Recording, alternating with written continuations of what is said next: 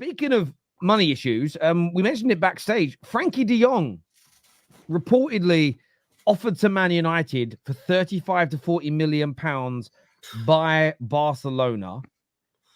What should Man United do, Will? Should they jump on this like a bitch in heat, or? I think it's a matter. That's crazy. I think it's a matter of your pride because he rejected you guys already when you were chasing him like all summer. So but he's a good player. But those wages are crazy. He would have to take a massive pay cut. Aren't they saying that he's on like 600K a week? Like that's what players are going to Saudi for, and he's getting that at an elite club like Barcelona.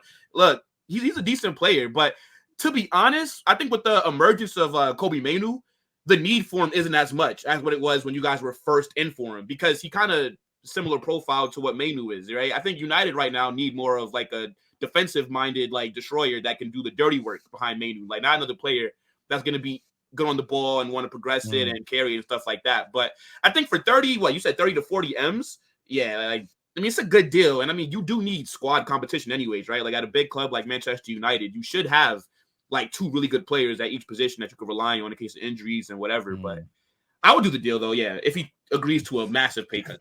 You can't be getting that. Why aren't Arsenal in this?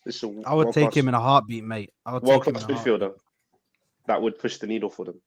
I think it's the wages. Like, to me, that'd be the only reason why a club's not going. The only reason why he's on those wages now, I think it's like 720 something K a week. The only reason why those wages is what he's on now is because they didn't pay him for, I think, a span of a year. They didn't pay him any money. Yeah, I think his contract was like 350, 400 grand a week. And then he deferred during lockdown and just after when there was no fans, he deferred his salary for a couple of years.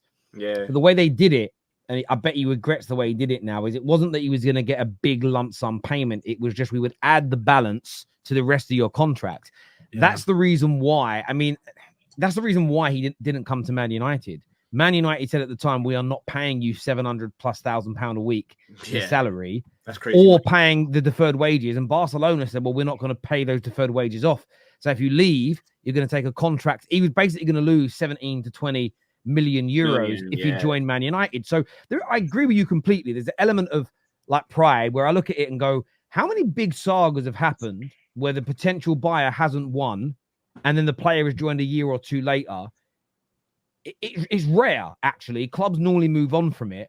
At the same time, no one's paying Frenkie de Jong what he's earning now. So if he leaves Barca, he is going to have to take a massive pay cut, and he knows it. But he must have had the majority of that money back by now. But yeah, Barca, they accepted a bid from us a couple of years ago at 70 to 80 million.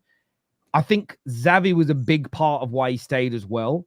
Xavi is obviously now gone. But if I'm being honest, as long as he agreed to sensible wages, I would love Frenkie de Jong at Man United. I think you had him, Mainoo, Ugarte, Bruno. That's a solid midfield. That is a solid midfield that has every element you need, from ability to break up play, maintain possession, create chances. I love it. But I agree with David. I do agree with David. This is the kind of midfielder that for 35, 40 million, that's something Arsenal have got to be looking at, because I think he's a 70, 80 million pound player. So yes, the wages might go up. Maybe the wages go up slightly. Yeah. If you're getting him at 35 million, it's funny enough, Terry. Neither here nor there. I could honestly see him ending up at Man City if that's how much they want for him, because City, they do need a player next to Rodri, right? They're relying on Kovacic, and then what? Matthias Nunes had just taken up the Calvin Phillips bench role, just touring stadiums. But I mean, like, he fits that Pep system as well with the skill set like that he has, and I don't think that they're gonna be scared to spend that kind of money.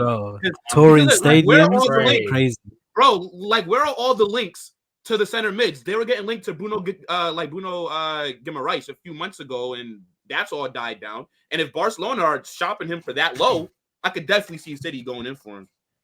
Yeah, I think especially with KDB kind of being like on the way out kind of thing. KDB is nowhere near as robust and as dynamic as he used to be. Still an excellent player, but you can see the guy's definitely getting injured more, taking longer to recover and all of that. Yeah, if they get Frenkie de Jong, that is insane. I think everyone should be after. Terry said instantly improve Man United, instantly improve Arsenal, give them a lot more depth. He'd be fantastic at Liverpool. I know you guys have got a lot of midfielders, so probably not. But yeah, he's good across the board for any of the top 6 teams easily. We ain't got a DM. Yeah, true. Say yeah, you need one. We spent He would be absolutely great for us. He's more of an 8 than a 6, right? I mean, I think like having him kind of sitting back as like a DM, you know, it's kind of like then like why buy him? You know, like if I think him next to someone who's also good on the ball, but more or less a dictator, it can work and as a double pivot. If you get what I mean, he'd be the more dynamic midfielder that will drive forward, but someone next to him who could dictate play and pass the ball around and control the game. I'd love him at Chelsea, but we've just spent too much on midfield. So yeah, you got Caicedo, Enzo. You don't need him. Yeah. See, like you got Caicedo, Enzo. Also, he doesn't fit in the wage bracket, bro. The wage structure, broski. He ain't taking 100. The only thing I would say as well, a comment came in actually from Joshua that said, "Have you seen his injury record? Hell no." Yeah. Obviously, last season he had three. He had an ankle sprain out for 61 days and an ankle injury out for 35 days. And then he's still out now for 105 days with an ankle injury. So he's had 3 ankle injuries within a year. But he is kind of averaging 2 or 3 injuries every single season. And it appears like the older he's kind of getting, the longer they are. And I think that's something you have to, whoever looks at him at 27 years of age, which isn't too old because he's still in his pomp. But if there's injury, the last thing you want to do is drop 40 million on him, pay him 300 grand a week, and then he spends, whether you're Arsenal, City, or Man United, and he starts spending 50% of the season out injured. That would be my only concern. That's a great super chat. You don't want to. Can I caveat that? Go on, then I'll go to Will. Go on, Ram. I'm not too convinced about Barcelona's medical team because Ousmane Dembele was injury prone as hell at Barca. But his first season at PSG, he played every game. Ousmane Dembele used to yawn and be out for 3 months, and now he's at PSG playing every single match. There's something wrong with Barca's medical thing. I'm convinced. I am actually convinced there must be something wrong with their medical team. Well, I mean, there's something wrong with that entire club. You guys see their fans on TikTok donating money for them to be able to still keep it for Nico Williams. Keep it for Nico Williams. Yo, bro. Like Barcelona are basically just GoFundMe. It's crazy. They campaign. You know what? Yeah, I realized now. Yeah, Will's just sitting here on top of the world, bro. He's just laughing, bro, because the ops are just like fantastic. In the mud. The club's in shambles, bro. Like it's crazy. The funniest thing for me is, bro. Do you know what kills me? Is I get a few strays thrown at me, but I get a number of DMs from Barca fans who go, "Terry, I can't believe you're falling for this lie that we've got problems at our club." And I sit there and think to myself, no, like it makes me realize, of course, people believe in flat Earth, right? The fact that these individuals are convinced by some liar online that there's no issues at Barcelona, the fact you can be convinced of that, no wonder people could be convinced that the Earth was flat or dinosaurs are a myth or any other weird thing. But you know what the thing is, though, Donald Trump controls all the weather. Do you know what I mean? Barcelona, or whatever else it is. They are liars, though, right? Because they generate hundreds of millions every single season. So, like, they do have money to spend, but they just have a lot of debt as well. But that's it. The thing is, like, in any business, there was a phrase like cash is king. Your turnover is somewhat irrelevant. It's about how much disposable money you have or how much cash you have left or how much profit you make. And as you say, because of their debt, they have all this money coming in because of the debt and then because of the contracts they have with players. There's almost no money left. They're like just about breaking even. And by the way, to maintain their level of income, they had to sell off so much assets that they own, which again generates money in the short term.